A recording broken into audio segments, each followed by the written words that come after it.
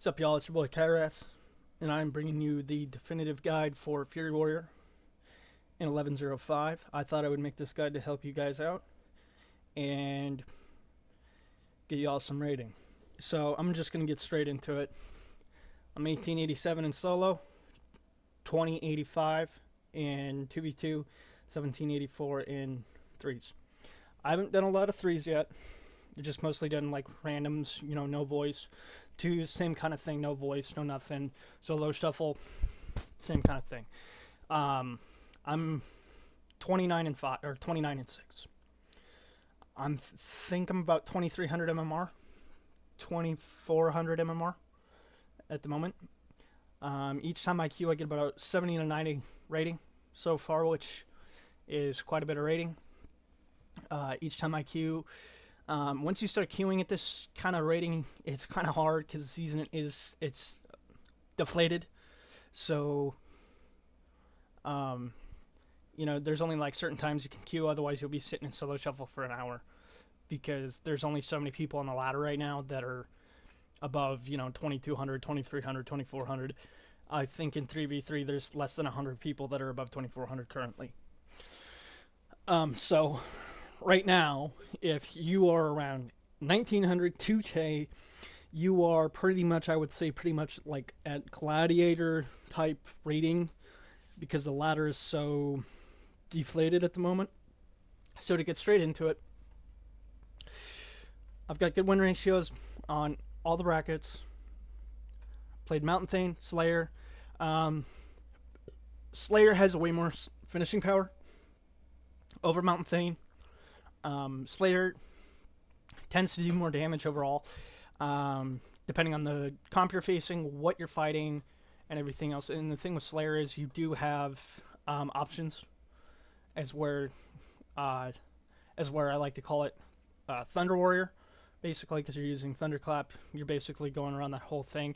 Is if he can't survive into a certain comp like jungle, whatever it might be, and you're facing a certain team that you're really having a hard time with, you can actually go into Mountaine and actually wreak some pretty good havoc, do a lot of cleave damage, and be extremely tanky, especially with the defensive stance buffs across Warrior for general, for arms and fury, which is actually making us actually even be viable at the moment, I think, because Feral Druids are actually shredding through Warriors, same with Shadow Priests, same with Frost Mages, BM Hunters, and a lot of stuff. So basically, if you're getting hit as a Warrior, the only time you're ever going to sit Battle Stance or Berserker Stance, depending on the spec that you're playing, you are basically going to be sitting in D-Stance and trying to do as much damage as you can and stay connected as long as possible and be as disruptive as possible. The rotation for Fury, pretty much self-explanatory. You open up with Onslaught, 2 Raging Blows. If you're running Battle Trance, you're going to get that on. And then if you still don't have Rampage, you're going to Bloodthirst, Whirlwind, or, Execute if you have the proc. So to go just straight into the talents, we're still going to be running Dragon Roar. I feel like it's still a really, really good spell, especially since they did nerf Fury. So we're running the powerful Enrage and we're stacking as much mastery as possible. I know there's a lot of warriors that I think that I've seen run Haste. But as far as like the beginning of the season where it was just Fury Warriors, and then they nerfed it, and then I queued into other Fury Warriors, and I completely dropped Thunderous Words and all that, and just went pure raw damage, going into basically Wild Strikes, dual wield specialization, and all of that, and armor to the teeth, just to get that more strength, more sustain. My overall bottom of the damage at the bottom was going to be that much higher versus trying to have a huge burst with Odin's Fury and Thunderous Words. Enchant's Fury, I think Authority of the Depths is still probably our best enchant. It just, 2 weapons, you're swinging them all the time. It's constantly up. You're just getting it up all the time. Still a really, really good enchant. I think it sits anywhere from 4 to 6, 7% of my overall damage. So when you apply that with the embellishments and your dots and everything else, just that kind of compounds into where Fury actually has a lot of bleeds. So that's really good. We're not running Cruelty. This is the only one you actually want to run because it just has that increased chance to get your Raging Blow. We're not running 4 set. We're gonna run 2 set. It just makes our rampages that much higher, which actually that set bonus buff actually indirectly buffed Mountain Thane, which is good. And then they nerfed Slayer a little bit. So instead of basically in PvP, instead of this being so it's each strike of blade storm deals an additional 10% damage evenly split. This still stacks up to 30 because you get the 3 stacks, right? So now Blade Storm's not doing a ton of, like, as much damage as it was. It wasn't absolutely killing somebody. But the thing with Slayers, your execute damage is already so high. And if you're obviously going to run Ashen Juggernaut, you are critting all the time. There is not a time where you're not critting. At least that's what it feels like. Whenever I press execute, their health gets chunked by like 15-20%. Especially when I have a rampage with that. So like rampage, execute, you get the drift. It's going to be doing a ton of your damage. As far as the Slayer tree, this is kind of just what you're locked into. There's not a lot of flavor with this tree at all. It's just, this is what works. You can play, I would say you could drop a lot of these talents here. You can drop Wrecking Throw, depending if there's a Warlock or not. Go into Concussive Blows, Piercing Hell, or Berserker Shot for your healer in case they get feared. You could even drop Pledging Strikes. I like it, just gives me a little more sustain. I think speed's better, but especially in solo shuffle, like sometimes that leech over the course of those 6 games actually heals you for quite a bit. In Fury definitely needs the healing. Because we just have to face tank a lot of damage. It's always been kind of Fury Warriors thing. We just have to face tank everything. So there's that. These talents are pretty much what I'm seeing. You're always going to lock into the stamina. Just never enough healing for Fury. So that's just the whole thing. You're doing as much damage, being disruptive as possible, and everything else. As far as gear, mastery all the way. My versatility is definitely low. I'm a little bit ballsy on the versatility. But the thing is I'm kind of ballsy about it because I kind of know, like, I can just feel like when I'm going to get stunned, so I just swap the D stance. And then, like, their go kind of gets mitigated, especially with the defensive stance buffs that we've gotten. So it feels really, really good. As far as that, so learn how to stance, learn how to do stuff like that. So Cursed Mastery, everything I'm running is Mastery. The primary trinket, or the primary socket that I have on here, go for the damage reduction one. That one's always going to be better, especially with Feral Druids. That's this season. That's just a flat 20% damage reduction just from being in D-stance. Because when you get stunned, now you're taking 5% less damage plus D-stance plus your versatility. It just mitigates the whole go. Sometimes you can just tank it, not even trinket, not even wall. It just depends on the situation, Q&2s, whatever it might be. So there's that. Stack Mastery. As you can tell, everything I'm running is pretty much Mastery. I've even thought about, I even enchanted this to lose some verse, because it was like, I don't really need that much, and I needed the extra haste, and hey, give me some Mastery. So I was like, screw it. So there's that. Boots, just more Mastery. I'm just, whatever it is, I'm gonna stack Mastery, even on things that I can't really get Mastery, or on sockets. So these are gonna be full. Everything I got is gonna be full Mastery. Mastery haste, or not Mastery haste. Mastery versatility. So Mastery first, versatility second. So it's basically that gem right there. 147 Mastery, 49% versatility. That's what I'm gonna be running. You should probably run a little more verse, especially as if you're not as experienced, and just that extra little bit of tankiness will help you survive. I don't really feel like I always need it, because D-stance did get buffed. It does feel really good. And then there is kind of a cleave build for this, so AoE bleeds. Same concept all the way around. Instead of running Ashen Juggernaut,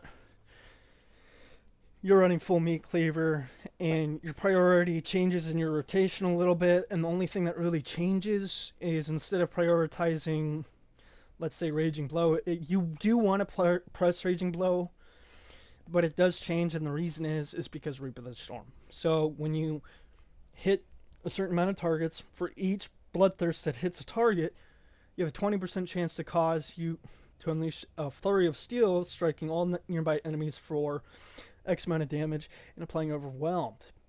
So you can keep overwhelmed up on 2-3 targets if you're cleaving with that, and if you have the full 12 stacks, it's 12% more damage, which outside of Blade Storm is really, like, you want to keep that up as much as possible. When it comes to the 3 stacks on Imminent Demise, I don't really care. If I get an execute, I press it. I just make sure I'm in range, I press it. There's not a lot of imagination with Fury. It's pretty straightforward.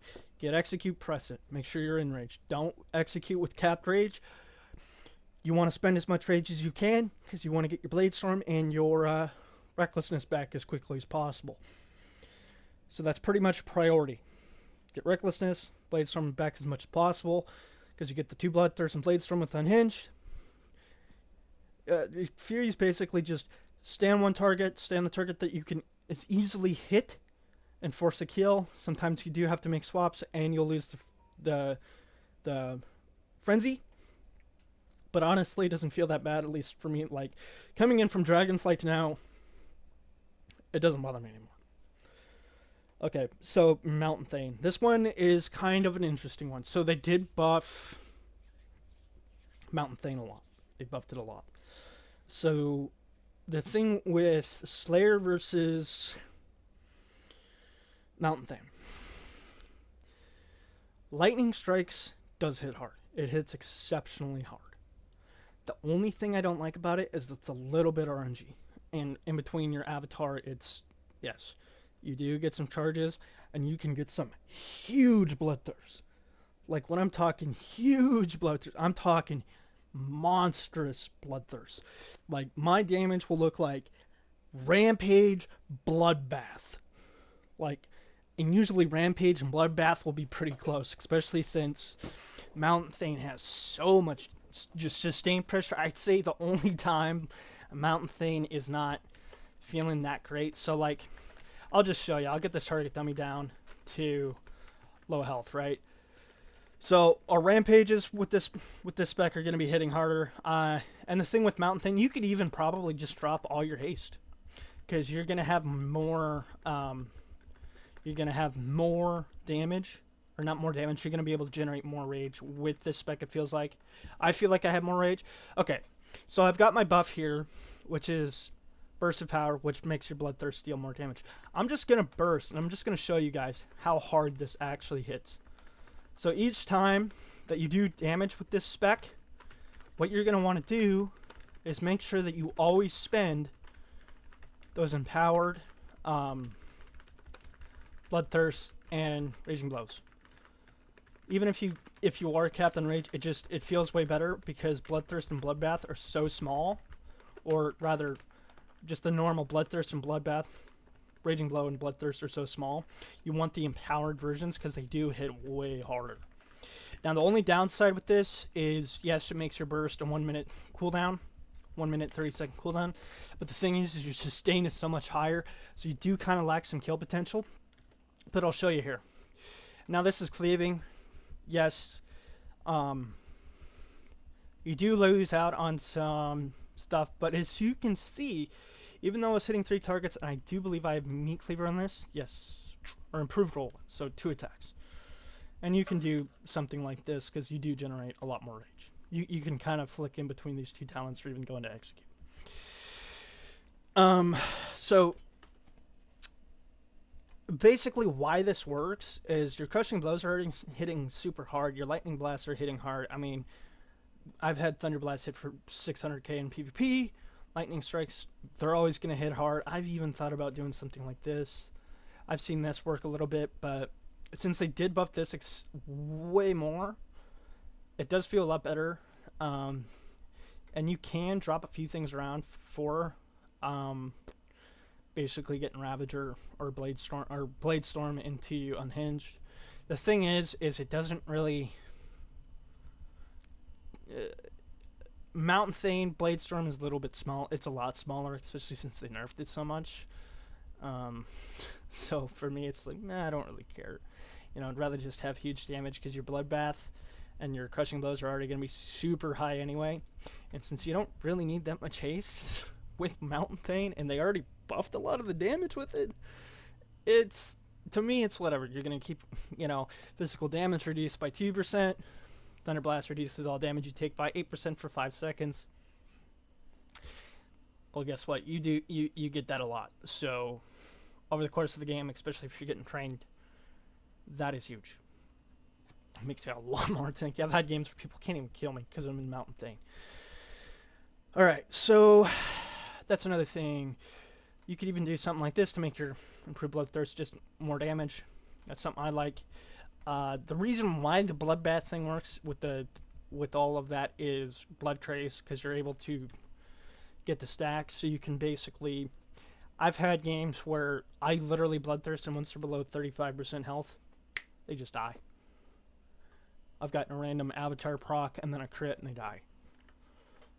It's something like that. And with the burst of power, it's you tend to get a lot more than you would think. It's not always just... It feels really good. Obviously, still running Thunderous Words. We could drop that and even just go into Armor to the Teeth, completely drop everything here, and just, go like Wild Strikes or something. That works too, because just think about it, like, the more damage you're doing, you have a little more haste, you're a little bit faster, your auto attacks are doing more damage, because, you're attacking 20% faster, especially if you're socketed into it 2 times, or you could go into concussive blows. You can do all kinds of stuff with Mountain Thane. Mountain Thane has a lot more, like, flexibility, I feel like. The only thing I don't like is you're locked into Thunderclap and Crackling Thunder. You can do something like this, but you're pressing that so much where you're not really pressing so much. You don't really press hamstring. So you're literally just generating rage. So you're not having to press, like, hamstring at all. You're just spending rage. What else? Now, there is one weird thing about Mountain Thane. If you do go, it's kind of weird, but you need to try to protect your burst as much as possible. If you're gonna go the Crushing Blow way, the Empowered, the Reckless Abandon, Anger Management. The thing with Anger Management, it does still do a ton of your damage, and it does help generate some stuff. But I feel like if you're gonna run Mountain Thane and Anger Management, basically what you have to do is you still have to run bleeds, because it's what you're doing. You're still going to want all of that. So when you have that recklessness go, you're able to keep up your cold steel hot blood, and basically just press W at the target and just keep going and getting those procs from your Thunder Blasts. So it's kind of a weird spec. I haven't played with it a whole lot, but when I have played it, it's made me go, like, I've seen some rampages hit upwards of like 2.5 million. So my actual tooltip is, in PvP anyway, is 742k. Now if I'm in range and I have 3 stacks, that's 2 million. 2.2, 5 stacks. All the way up. Now you can start to see where this shit can get a little bit crazy. There's 1 stack. There we go. Yeah. 2.5. I'm just trying to do a thing here. You can start to see where your rampage damage is absolutely insane. So there you go. 5 casts of rampage did 7 million damage. That's fucking crazy. And, Bloodbath. No, I don't think I got any procs. I wasn't really paying attention. I was just looking at the tooltip there. But 1.5 million. Now in PvP that is going to be a little bit smaller, but Lightning Strike's still hitting really hard, even when it does crit. Yeah, and like the thing with Mountain Thane is you can go full cleave, you can go a little bit single target. You're still gonna have a lot more cleave than the other one. Of course, you're not gonna be investing in execute as much. You still can and drop like frenzy, but I feel like Mountain Thane, you just have the option to do cleave damage because you have a slow and an AoE spell baked all into one together, so you can be vastly annoying with this spec, especially into caster cleaves and just everything. You're just more annoying as Mountain Thane because you're a lot tankier and you can kind of be a little more ballsy and just kind of stick your head into the enemy's team a lot more than I feel like Slayer can. Especially if you do a Thunder Blast before you get CC'd and you're sitting in D stance already. That's 8% less damage plus D stance plus versatility. So that's basically like a small little wall. You know, that's actually a pretty big wall. I mean, that's 23% less damage. And most stuns are about 3 to 4 seconds unless you got stunned by right. But even then, they're doing 23% less damage plus your versatility. So probably about 40% or so, I would say. 30% off, odd or so, depending on your versatility. So that's kind of it. Mastery, same thing with Mountain Thane. You can go with the speed. Speed, once you hit a certain rating, speed is definitely more something that you're going to need. I find Leech is a lot more, when you're queuing games into like solo shuffle, Leech is kind of handy. Just for the raw pressure Fury still does. Like, our base abilities have been buffed while our burst has been nerfed. If that makes sense. Like, especially with Mountain Thane, so it's like, we just do a ton of damage. Regardless, we don't. That's just kind of where we're sitting. Fury's still A tier. I would say, we moved down a tier, but we're still really, really strong. 36% Mortal Strike. If you're getting hit, sit D stance. Eventually, they're just gonna fall over, right? Like today, I queued some 2s with my buddy. I think maybe we won 5-6 games, lost 1. Every time I'd take damage, D stance. What are you gonna do? Nothing. But there's the guide for Fury. Fury's still looking really strong. I'm gonna come out with an armless guide as well and kind of explain the difference between Slayer and Colossus and why I prefer one over the other and why. And I'll go ahead and go from there. And you guys have a good one and enjoy the guide. See ya.